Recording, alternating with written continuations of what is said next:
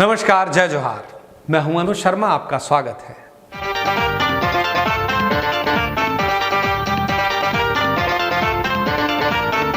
आज हम बात करेंगे 20 साल पहले रिलीज हुई 27 अक्टूबर सन 2000 को रिलीज हुई फिल्म मोर छैया भुइयां की।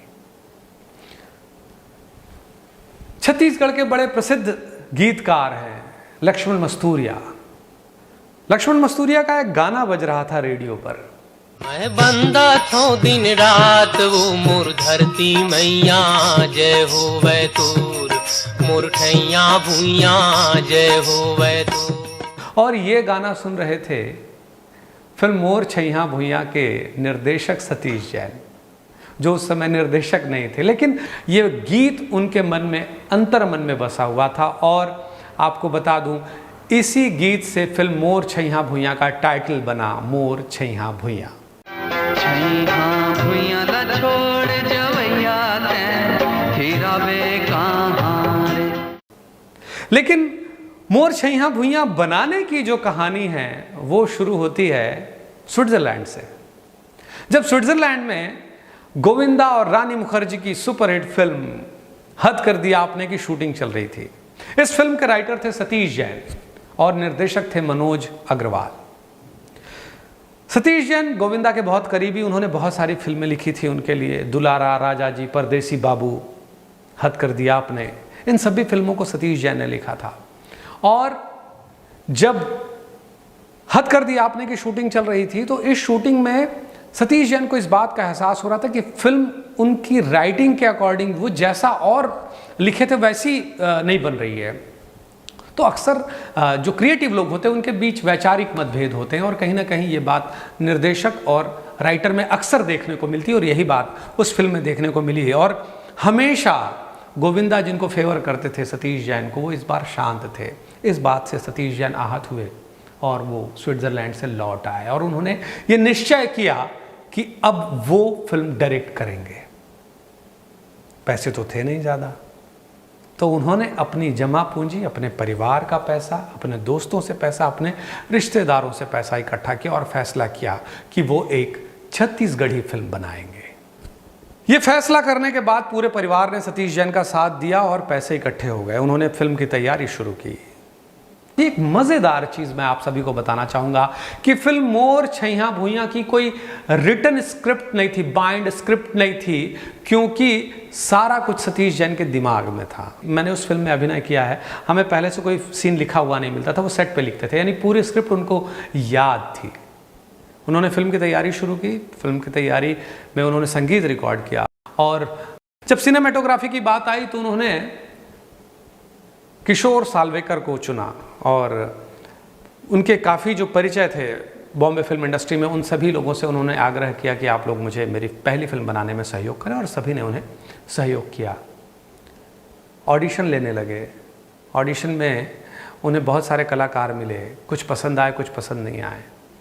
तो अपनी कहानी और अपने कंसेप्ट को लेकर काफ़ी कॉन्फिडेंट थे सतीश जैन और उन्होंने शूटिंग की शुरुआत की। सारे के सारे कलाकार यहाँ के थे, क्योंकि बम्बई से उन्होंने जिस कलाकार को पसंद किया था उसने ऐन समय पे उन्हें कहा जाए तो धोखा दे दिया था या मना कर दिया था। तो यहीं के लोकल आर्टिस्ट के साथ उन्होंने काम करना शुरू किया और भिलाई में, रिसाली में उन्होंने एक कॉलोनी में कुछ घर लिए जहाँ सारे लोग रहे, पूरा क्रू रुका और पूरे आर्टिस्ट वहीं रुके। और इस फिल्म की शूटिंग शुरू हुई थी 25 जनवरी सन 2000 को। 25 जनवरी सन 2000 को पहला शॉट हुआ था और उस शॉट में मैं मौजूद था। पहला शॉट हुआ था मैत्री बाग में, जब शेखर और पूनम नकवी पे फिल्माया जा रहा था गाना जान ले पहचान ले मोला अपन मान ले।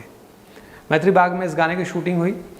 पहले दिन गाने की शूटिंग रखी गई और दूसरे दिन यानी 26 जनवरी को मैंने अपने जीवन का पहला शॉट दिया था। मुझे आज तक याद है, 26 जनवरी सन 2000 को। और इसके बाद फिल्म की शूटिंग लगातार चलती रही।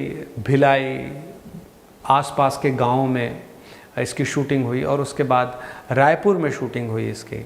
और रायपुर में शूटिंग के बाद कोर्ट का सीन शूट करने के लिए और पैच वर्क शूट करने के लिए बम्बई में बसरा स्टूडियो में इसे शूट किया गया था।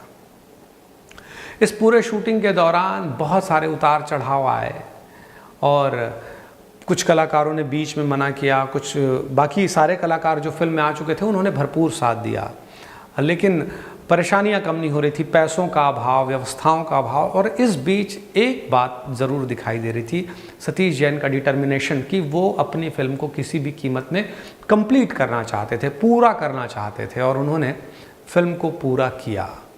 बट रिलीज़ के लिए प्रॉब्लम आई। रिलीज़ के लिए जो प्रॉब्लम आई कि पोस्ट प्रोडक्शन के लिए भी काफ़ी पैसों की ज़रूरत होती है, और तब फिल्म को शूट किया जाता था नेगेटिव पे, यानी पहले रॉ स्टॉक पे शूट किया जाता था, आज की तरह डिजिटल फॉर्मेट नहीं था। तो 16 mm का कैमरा होता है, उसमें इस फिल्म को शूट किया गया। जो ट्रेडिशनल, जो पुराना फॉर्मेट था उससे शूट किया गया। इसकी एडिटिंग भी उतनी आसान नहीं थी और फिल्म को एडिट किया गया। उसके बाद फिर बॉम्बे में ही इस फिल्म का पूरा पोस्ट प्रोडक्शन हुआ। एबलेज स्टूडियो था जहां हम लोगों ने डबिंग की थी फिल्म की, और डबिंग के लिए हम लोग सब यहाँ से गए। और जैसे ही हम लोग मुंबई में रेलवे स्टेशन में उतरे तो सतीश जैन हम सबको रिसीव करने आए रेलवे स्टेशन। फिर उनके घर गए, हम उनके घर में रहे और वहाँ हम लोगों ने अपनी डबिंग स्क्रिप्ट लिखी। फिर हम स्टूडियो जाके डबिंग करने लगे। सभी कलाकारों के लिए डबिंग का भी पहला मौका था, मगर सभी ने अपना काम बखूबी किया। फिल्म में कहीं ना कहीं जो रफ्तार थी वो फिल्म की लेंथ पे बहुत असर दिखाई देता है इस बात का कि फिल्म 2 घंटे के आसपास की बनी, लगभग 1 घंटे 55 मिनट के आसपास, और काफ़ी कुछ और शूट करना चाहते थे सतीश जैन। कुछ चीज़ें रह गई, लेकिन फिल्म अपने आप में कंप्लीट थी। फिल्म की डबिंग के बाद रिलीज़ के लिए फिर पब्लिसिटी के लिए तैयारी हुई, और उसमें भी उन्हें काफ़ी स्ट्रगल करना पड़ा। कुछ लोगों ने उनका हमेशा मॉरली हमेशा साथ दिया, जैसे विमल कुमार जैसे फिल्म निर्देशक और निर्माता विमल कुमार जैसे लोगों ने उन्हें हमेशा बहुत सपोर्ट किया। उसके बाद फिल्म की पेटी आई छत्तीसगढ़ और एक नए दौर का स्ट्रगल शुरू हुआ सिनेमा घर में फिल्म को लगाने के लिए। इस फिल्म के जो दूसरे हीरो थे शेखर सोनी, उनका ऑफिस हुआ करता था चूड़ी लाइन में। उस ऑफिस को अपने डिस्ट्रीब्यूशन का ऑफिस बनाया सतीश जैन ने, और वहाँ से इन्होंने थिएटर ओनर्स को संपर्क करना शुरू किया। लोगों ने एडवांस में रेंट की मांग की, उन्होंने बहुत ज़्यादा तवज्जो नहीं दी, लेकिन किसी तरह फिल्म को रिलीज़ का मौका मिला, और रिलीज़ के बाद क्या हुआ वो इतिहास बन गया, और ऐसा इतिहास जो शायद कभी दोहराया ना जा सके। मोर छैया भुइयां की इतनी ही जानकारी, लेकिन अगले एपिसोड में मैं एक अलग विषय में बात करूंगा इस फिल्म को लेकर। इसकी सफलता, इसके संगीत, इसकी टीम, इसके थीम, इन सारी चीज़ों पर मैं बात करूंगा। देखते रहिए मोर छैया भुइयां की कहानी, अनुज शर्मा की जुबानी। जय जोहार।